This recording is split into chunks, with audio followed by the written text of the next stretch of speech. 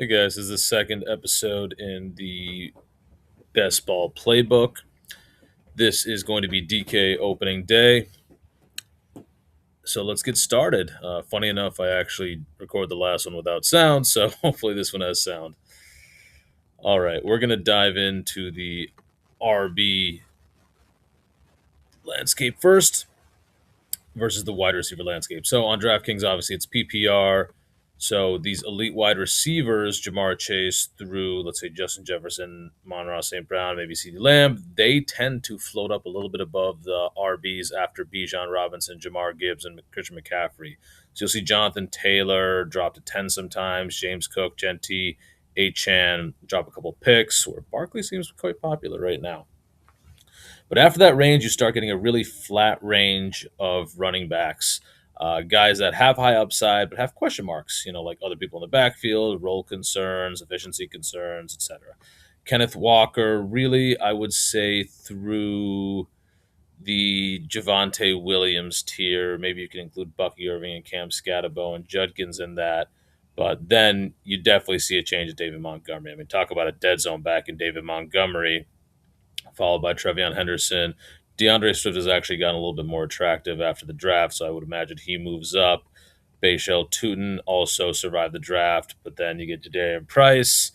But you get the point. Less sexy RBs after around pick 40. Whereas wide receivers, you get this nice flat tier of wide receivers where you go from, you know, Rasheed Rice, Drake London, Malik Neighbors, AJ Brown, these guys that have some serious upside, Nico Collins, to guys that have somebody else in their wide receiver core like George Pickens and Chris Olave and Devonta Smith. Maybe not soon, but it stays pretty flat until Book is a little bit of an outlier here. Until I want to say about the true alphas: Tedero, McMillan, Garrett Wilson, Zay Flowers, and then it kind of gets a little bit questionable on who's the real alpha in the offense.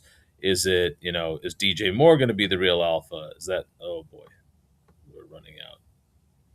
No, we're good. Is DJ Moore going to be the real alpha? Is Luther Burden going to take a step forward? Lad McConkey, but then you get Jalen Waddle as well. And the real drop of a wide receiver comes at around pick 60. So you have this tier of wide receivers that you can feel comfortable with. After that, we have Carnell Tate, Parker Washington, Marvin Harrison. So what I would recommend in these early rounds is, depending on where you start, wide receiver, running back, there's that good running back pocket, that flat tier all the way up to pick 40, and then wide receiver extends a little bit beyond that. So it's a little bit of choose your own adventure, but DraftKings, remember, is PPR, so take into account you would like pass catchers. Moving on a little bit later in the draft, you can see wide receiver is still decently strong in these 70s and 80s, not quite as high upside, but it really falls off right around this 130 mark after Jalen Coker into guys that have really questionable roles, or these old vets or rookies that landed in poor spots like Denzel Boston.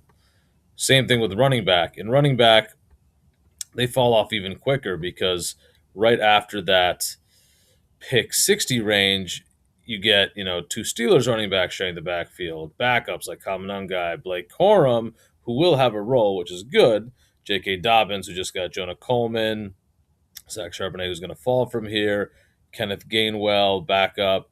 Aaron Jones is technically a starting running back, same with Rashad White, but God, those guys are so dusty. I still would expect them to move up as we continue to see the Mason, Aaron Jones, Rashad White, Ja'Cory Cross-Ski Barrett battles over the summer. Tyler Algier is going to get nuked. And then you see, really, when you hit the Isaiah Pacheco, you're like, how much of a role is he actually going to have? Keaton Mitchell doesn't really have much pass-catching upside in a PPR format like DraftKings. Mike Washington, pure backup, maybe more. We'll see. Kamara, God. Jonah Coleman, Tajay Spears, Titans backup. Spears and Sampson do have some pass catching upside, and Brian Robinson Jr. is clearly the direct backup. But once again, no pass catching upside. Spears has no ACL. Sampson's on the Browns. So it gets really gross at running back, but you do have some more options because of the PPR upside. Whereas wide receiver, once you get past that 130 range, honestly, everything kind of looks similar. I would say my favorite right now is Stephon Diggs because he is likely, well, he's linked to the Ravens and the Chiefs, which is always great. And then, I mean, Jerry Judy, Calvin Ridley, sure, projectable volume, but do you really want to count on that? Then you have some upside swings like Trey Harris, Trey Tucker, Giovanni Bernard, and then you can even go deeper to Antonio Williams or Ryan Flournoy. So I do think you get wide receiver late, you get wide receiver early, but that middle section of wide receiver is a little bit sketchy in the the 60 to I want to say 80 range. And that's where you can really take advantage of some of the running back values coming out of the draft, like the Chuba Hubbards, Tony Pollards, technically Ramondre Stevenson, um, even Kyle Monungai, Blake Corum survived the draft pretty well. So that's where I would target those. Moving over to tight end, there's a lot of late tight ends that I do like, and I think tight end goes pretty deep, like Pat Fryermuth, Kate Otten, even down to Jatavian Sanders here, where they did not add a tight end in the draft, so he's still just battling Tommy Tremble. And remember, Jatavian Sanders is quite young. But at the elite end of tight ends, we see, Brock Bowers and Trey McBride should be moving close together as time goes on.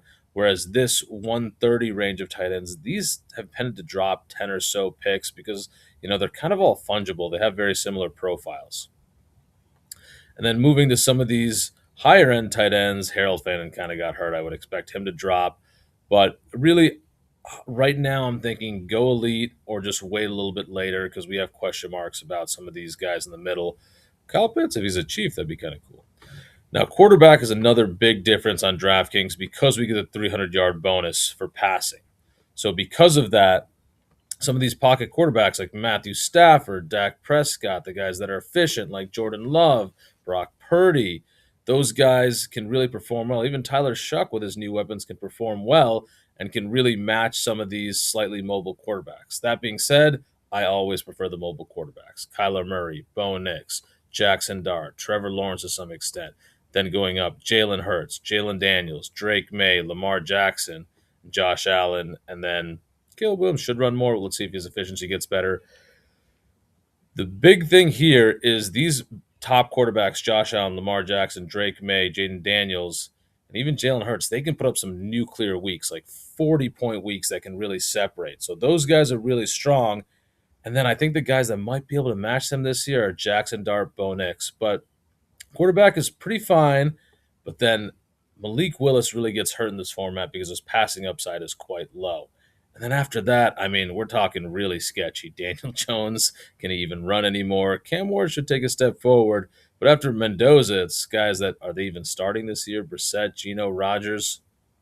So I hope that gives you a little bit of overview. I like going, a mix of RB wide receiver, kind of choose your own adventure. I like grabbing one of these elite quarterbacks if they fall a little bit. Right now, they are falling. The Daniels, Hurts, Drake May falling into that 70 range.